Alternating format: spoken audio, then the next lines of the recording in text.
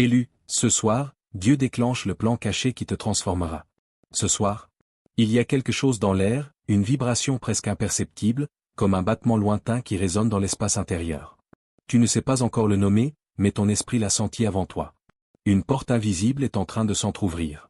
Elle ne grince pas, ne s'annonce pas, n'exige rien. Elle s'ouvre simplement parce que le moment est arrivé.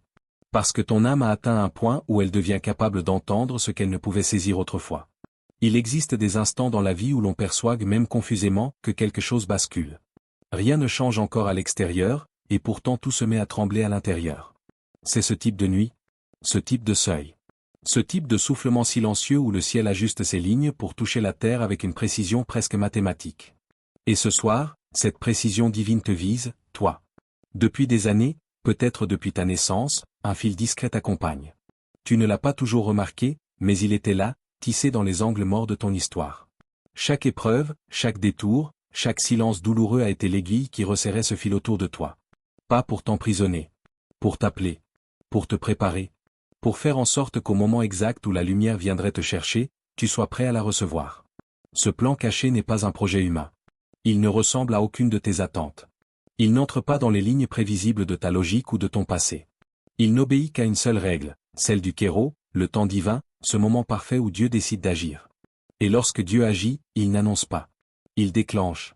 Gigi Benitez écrivait que l'univers possède son propre alphabet et qu'il parle en synchronicité, en signes qui semblent incohérents mais qui, une fois assemblés, tracent la forme d'une révélation.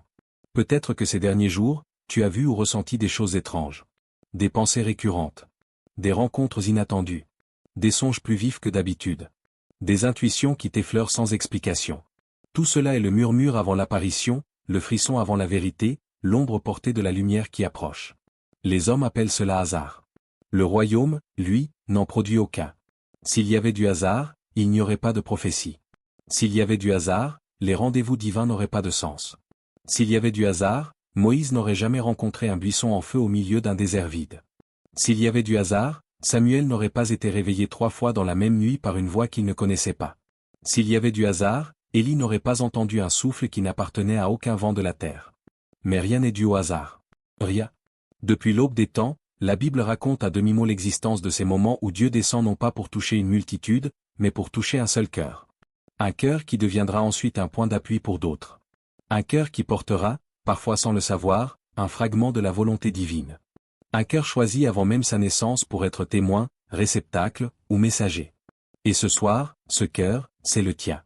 Il n'y a pas de tonnerre, pas de tremblement de terre, pas de voix monumentale. Il y a quelque chose de plus profond encore, une impression. Une présence subtile qui se glisse derrière tes pensées, un souffle qui se colle à ton âme avec la tendresse d'une aile. Dieu n'est pas un Dieu bruyant. Il ne frappe pas à la porte avec fracas. Il glisse une lumière sous l'interstice, et il attend que tu viennes. Benitez disait, Dieu travaille dans l'invisible comme un artisan secret, et l'homme ne s'aperçoit de son œuvre qu'au moment où tout est déjà accompli. Ce soir, tu arrives précisément au bord de cette œuvre accomplie. Ce que Dieu a préparé dans l'ombre commence à émerger. Tu es en train de franchir un passage, même si tu ne le sais pas encore. Un passage où tu n'avances plus seulement avec tes pas, mais avec ton âme. Un passage où ce qui a été brisé en toi se transforme en matière première pour la puissance divine. Un passage où les pertes deviennent lumière, où les blessures deviennent portes, où les silences deviennent réponses. Il y a parfois dans la vie une nuit qui ne ressemble à aucune autre. On la sent. On la reconnaît. On la respire. Et ce soir est de cette nature-là. Tu es placé dans cette zone sacrée où Dieu parle non pas par les oreilles, mais par l'intérieur. Là où les mots deviennent des sensations. Là où les sensations deviennent des directions. Là où les directions deviennent un appel. Tu sens cette tension douce? Ce petit poids derrière la poitrine, comme si quelque chose voulait sortir? Cette chaleur au creux du ventre, comme un secret qui s'y réveille? Ce frisson léger sur ta peau, comme si une main invisible te frôlait? Ce n'est pas de l'émotion. Ce n'est pas l'effet de la musique, ni du texte, ni du moment. C'est une convocation. L'esprit ne bouscule pas. Il attire. L'esprit ne crie pas. Il murmure. L'esprit ne force jamais. Il invite. Et ce soir, c'est précisément cette invitation qui t'enveloppe. Il n'y a pas d'image, pas de vision, pas de tonnerre. Il y a quelque chose d'autre, une certitude subtile. Comme si ton âme reconnaissait un appel qu'elle n'avait jamais entendu et pourtant toujours attendu. Tu ne comprends pas encore ce que Dieu déclenche en toi. Tu n'as pas besoin de comprendre. Le divin n'a jamais demandé la compréhension avant la transformation. La lumière se comprend après, jamais au moment où elle apparaît. Tu te dis peut-être que ce texte te parle étrangement. Que les mots semblent te viser personnellement. Que quelque chose en toi répond, sans que tu ne puisses l'expliquer. Ce n'est pas l'effet d'une phrase. C'est l'effet d'un alignement. Un alignement entre ce que tu es devenu, ce que tu étais destiné à être, et ce que Dieu active maintenant. Ce soir, tu entres dans une saison où rien ne sera plus comme avant. Non pas parce que le monde va changer, mais parce que ta manière de voir le monde va changer. Et lorsque l'intérieur s'ouvre, l'extérieur suit. Ce soir n'est pas une date. C'est une fracture dans le temps. Une entrée. Un appel. Ce que tu as vécu n'a jamais été une accumulation d'épreuves isolées. C'était une préparation. Un façonnage. Une initiation silencieuse.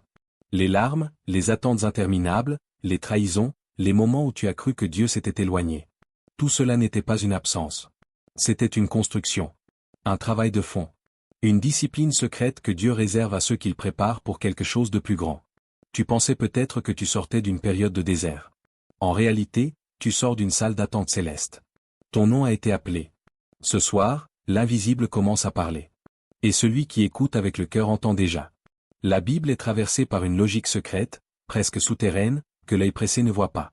On croit souvent qu'elle raconte simplement des récits d'hommes et de femmes touchés par Dieu, mais les Écritures fonctionnent différemment, ce sont des archives spirituelles du moment précis où le divin active soudainement un plan invisible dans la vie d'un élu. Et chaque activation survient avec la même signature, elle ne ressemble jamais à ce que l'homme attend. Elle ne prévient pas. Elle renverse. Ce plan, toujours caché avant d'être révélé, demeure en sommeil jusqu'à ce que Dieu juge le cœur prêt. Un cœur préparé par des épreuves, des détours, des années de silence parfois. C'est pourquoi les plus grands basculements bibliques ne se sont pas produits au sommet, mais à des moments ordinaires, discrets, presque insignifiants en apparence. Pourtant, derrière ces instants, l'histoire entière du salut se réorganisait. 1 Abraham. L'appel qui déplace le monde. Dans le livre d'Enoch, une phrase mystérieuse résonne comme une clé, les élus sont marqués avant leur appel. Cette idée renverse immédiatement notre conception du destin.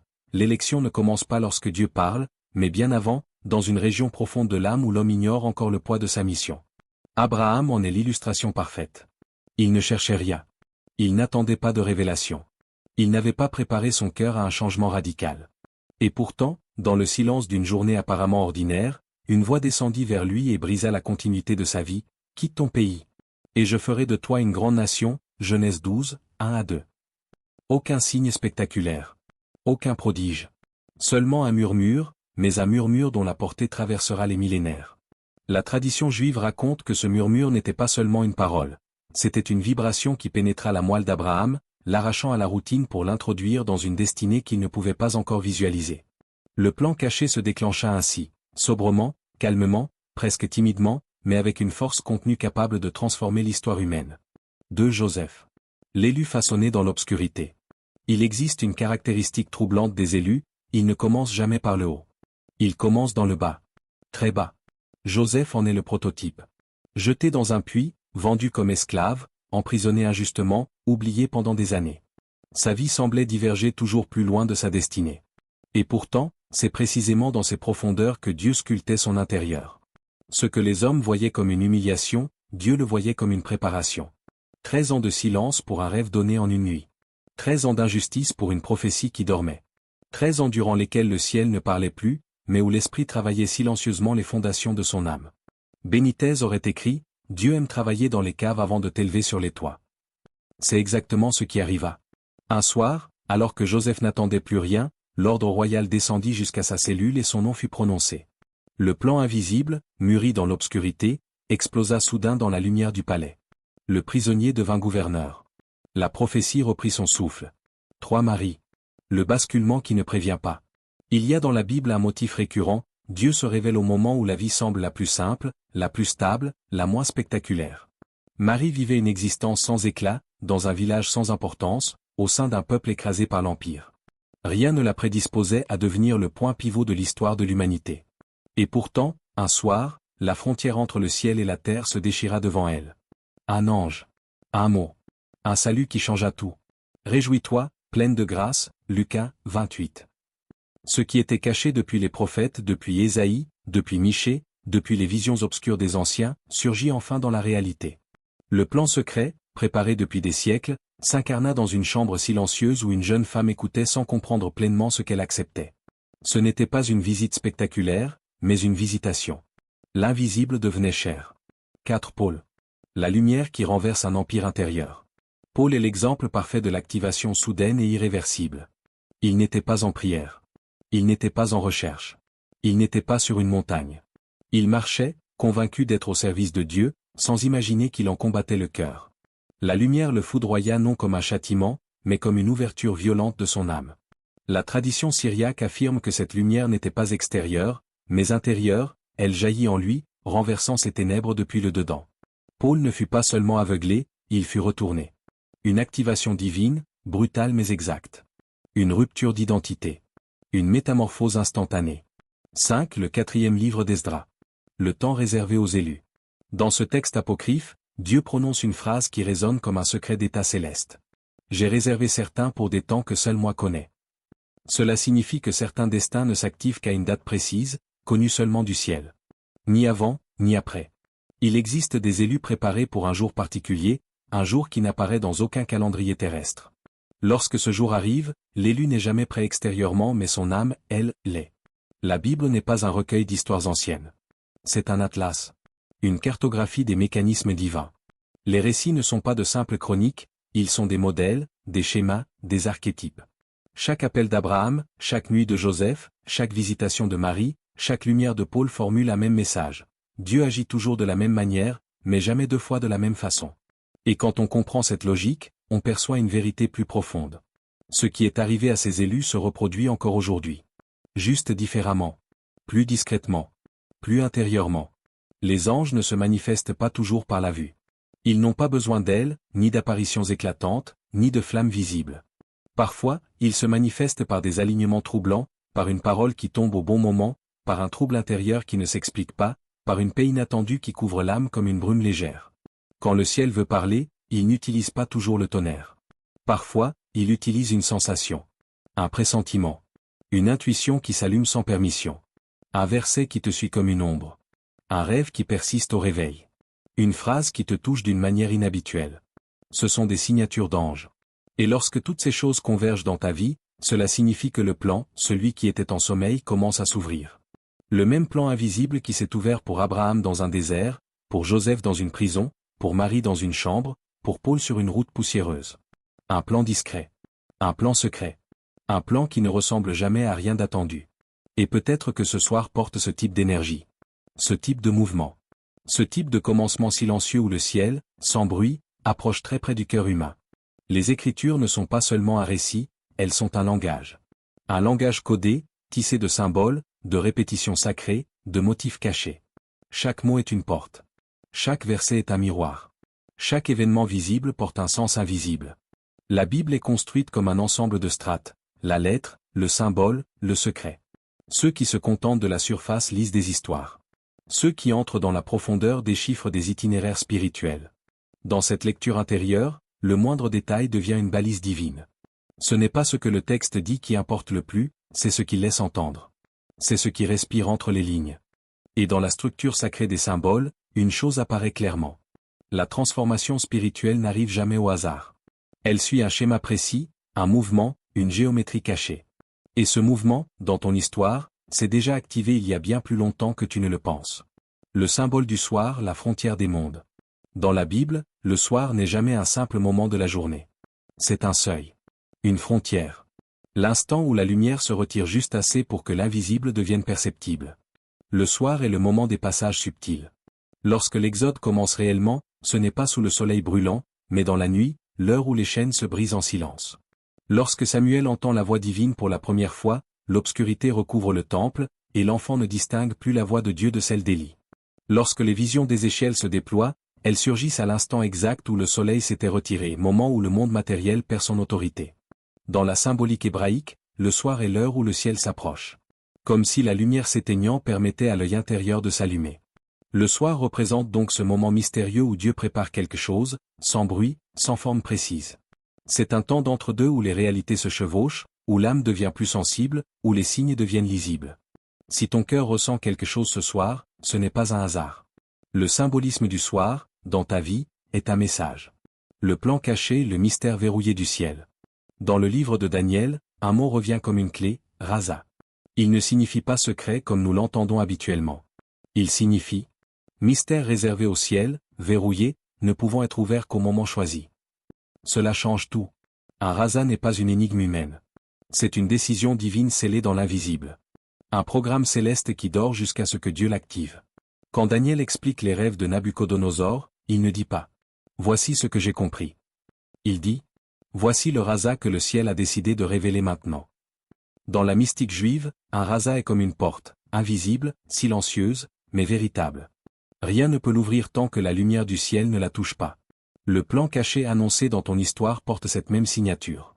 Ce n'est pas un projet, c'est un raza. Il ne dépend pas de ta volonté, de ton mérite, ni de ton intelligence. Il dépend du moment. De ce point précis où ton âme atteint le degré de maturité nécessaire pour supporter la lumière qu'elle doit recevoir. La transformation, l'activation intérieure. Dans l'évangile de Thomas, Jésus prononce une phrase que la tradition mystique considère comme l'une des plus profondes. Si vous vous transformez, ce qui est en vous vous sauvera. La transformation n'est pas un changement extérieur. Ce n'est pas un effort, ni un apprentissage, ni une amélioration morale. C'est une activation. Un réveil. Une mise en mouvement de ce que Dieu avait déposé en toi dès le commencement. Les maîtres anciens enseignaient que l'homme contient deux couches. Celle que l'on construit, et celle que Dieu a implantée. La première change par la volonté. La seconde change par révélation. La transformation dont parle Jésus n'est pas un progrès, c'est une reconnaissance. Le moment où l'âme se souvient de ce qu'elle est réellement. Le moment où la graine divine enfouie dans ton être s'ouvre enfin. Ce soir porte cette vibration-là. Non pas un changement, mais une activation. La souffrance, le sceau secret des élus. Il existe un symbole que l'on ignore souvent parce qu'il fait mal. Dans les textes bibliques, chaque souffrance est considérée comme un sceau. Un sceau préparatoire. Joseph n'a pas gouverné malgré sa souffrance, mais à travers elle. Sans la fosse, il n'y aurait pas eu le palais. Sans la prison, il n'aurait jamais croisé la coupe du destin. La mystique juive et chrétienne affirme que Dieu code les destinées par les blessures. Les épreuves sont des signatures. Des marques. Des identifiants spirituels. Benitez écrivait « Les épreuves sont des codes que Dieu place dans la vie de ses élus pour pouvoir, un jour, les relier à leur mission réelle. Chaque larme porte un numéro. Chaque perte porte une direction. Chaque silence porte une intention. Le plan caché ne s'active jamais dans la facilité. Toujours dans une âme brisée mais disponible. Toujours dans un cœur qui n'a plus rien à perdre, et donc tout à recevoir. Ton histoire, la symbolique révélée. À la lumière de ces symboles, ton parcours se dévoile avec une précision presque troublante. Ce que tu as traversé n'était pas un échec. C'était une préparation. Une purification. Une sorte de nuit alchimique où les parts anciennes de ton être ont été dissoutes pour permettre à une forme plus haute de toi de naître. Ce que tu as perdu n'était pas une fin. C'était une translation. Un déplacement intérieur, une migration nécessaire pour que ton cœur soit placé dans l'axe du plan divin. Ce que tu as pris pour un silence de Dieu n'était pas un refus. C'était l'incubation de ton appel. Le temps où la graine se libère de sa coque dans le noir de la terre. Les mystiques disent que Dieu ne parle jamais pendant l'incubation, parce qu'une parole trop tôt briserait l'œuvre avant qu'elle soit solide. Alors oui, le symbole central est celui-ci. Quand Dieu s'apprête à transformer quelqu'un, il commence toujours par isoler son cœur. L'isolement n'est pas un rejet. C'est une salle d'opération spirituelle. Un sanctuaire invisible où l'âme est réaccordée à sa fréquence céleste. Alors maintenant, respire. Laisse la respiration entrer comme une lumière silencieuse. Laisse-la ressortir comme une charge ancienne qui se décroche. Ce simple geste, ce va-et-vient, est la première porte du plan que Dieu ouvre en toi. Ralentis. Le monde peut attendre. Toi, non. Ce soir n'est pas un soir comme les autres. Quelque chose, dans l'air, dans ton corps, dans ton esprit, semble légèrement déplacé. Comme si un fil invisible était tiré du ciel vers toi. Une traction subtile, presque imperceptible, mais bien réelle. Tu es sur un seuil. Un seuil intérieur. Un lieu que les Écritures appellent le point de passage, là où l'ancien se défait et où le nouveau s'infiltre, d'abord timidement, puis irrésistiblement. Le plan caché de Dieu ne ressemble jamais à une avenue clairement balisée. Ce n'est pas un boulevard illuminé, ni une prophétie qui descend du ciel en lettres d'or. C'est un sentier étroit, un murmure, une vibration. Un souffle qui touche l'âme avant même que tu ne l'identifies. Et ce soir, tu y entres. Ferme les yeux un instant. Écoute. Pas avec les oreilles, mais avec l'espace intérieur que Dieu a préparé en toi depuis des années. Il y a une paix inhabituelle autour de toi. Elle ne vient pas de l'extérieur. Elle vient du dedans, comme si Dieu avait entrouvert une chambre secrète au cœur de ton être. Une pièce où tu n'as pas encore mis les pieds, mais que ton âme reconnaît aussitôt. Cette paix n'est pas une émotion. Elle n'est pas psychologique. Elle n'est pas due aux mots que tu entends. Elle est un signe. Une visitation. Un déplacement subtil de la présence divine vers ta conscience. Tu sens un appel? Une tension douce qui tire ton esprit vers le haut? Un frémissement discret, comme une onde qui monte de l'intérieur sans passer par les sens? Ce n'est pas toi. C'est lui. L'Écriture déclare. Je ferai une chose nouvelle, elle germe déjà, ne la remarques-tu pas? Ésaïe 43, 19. Ce verset n'est pas prononcé pour un peuple dans le désert. Il n'est pas adressé à Israël, pas à Juda, pas aux prophètes. Il est adressé à toi, au moment précis où ta vie atteint ce point mystérieux où l'ancien système se fissure. Dieu ne parle pas en général, il parle en particulier. Il parle à un cœur, pas à une foule. Ce soir, c'est ton cœur. Dans la tradition juive, on dit que lorsque Dieu déclenche un plan destiné à un élu, son ange rapproché descend d'un degré et se tient tout près, assez pour que l'âme le perçoive sans le voir, mais trop loin pour que les yeux humains puissent le distinguer. Cette sensation étrange, ce calme soudain, cette chaleur dans la poitrine, ce léger tremblement derrière la pensée. C'est lui, ton ange. Celui qui veille sur ton appel. Celui qui connaît ton vrai nom, celui que Dieu t'a donné avant même la fondation du monde. Benitez aurait écrit. Les élus sentent toujours une vibration avant la métamorphose. C'est le signe que le monde invisible se rapproche. Et ce soir, cette vibration circule en toi. Ce n'est pas une imagination. Cela fait partie du langage du ciel. La transformation que Dieu prépare n'est pas une amélioration de ta vie. Ce n'est pas une bénédiction parmi d'autres. Ce n'est pas une nouvelle saison. C'est beaucoup plus profond, beaucoup plus ancien, beaucoup plus radical. C'est une mutation spirituelle. Une bascule d'identité. Un passage d'un toi que tu connais, vers un toi que tu n'as pas encore rencontré. Il faut du courage pour permettre à l'âme d'être transformée. Pas pour devenir meilleur, mais pour devenir vrai. Pour laisser tomber ce qui n'a jamais vraiment appartenu à ta destinée. Pour laisser Dieu te remodeler à partir du noyau, pas de la surface. Alors laisse-toi traverser. Ne cherche pas à comprendre. Ce soir n'est pas le soir de la compréhension. Ce soir est le soir de l'accueil, du consentement profond, du oui intérieur. Inspire lentement. Ressens ce qui se dépose. Expire lentement. Ressens ce qui se détache. Il y a des choses qui quittent ton esprit sans bruit. Des fardeaux anciens. Des peurs qui n'étaient pas à toi. Des poids transmis par la vie, les autres, le passé. Dieu ne les retire pas d'un coup, il les dissout en silence. Et pendant que tu écoutes ces mots, quelque chose en toi commence à se déplacer. Comme une graine qui perce la terre, non pas pour sortir du sol, mais pour entrer dans la lumière. Parce que ce soir, Dieu active ce qui dormait en toi. Ce qui était en germe. Ce qui était en attente. Ce qui était en gestation depuis des années, des décennies peut-être.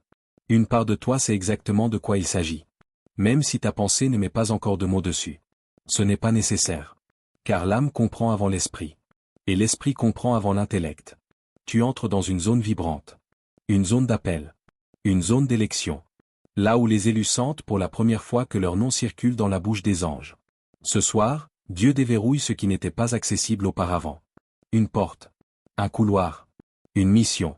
Un souvenir spirituel d'un rôle que tu as toujours eu sans le savoir. Tu n'as pas à forcer. Tu n'as pas à être prêt. Tu n'as pas à être parfait. Tu dois seulement être ouvert. Alors ouvre-toi. Laisse la lumière intérieure te rejoindre. Laisse le souffle divin se frayer un chemin. Laisse Dieu faire ce qu'il a prévu depuis le commencement. Ce soir, le plan caché se met en mouvement. Tu ne le vois pas encore, mais tu le ressens. Tu ne le comprends pas encore, mais tu le portes. Tu ne l'incarnes pas encore, mais tu y entres. Élu, c'est maintenant. Ce soir, Dieu te transforme. Abonne-toi à la chaîne, partage la vidéo et marque j'aime.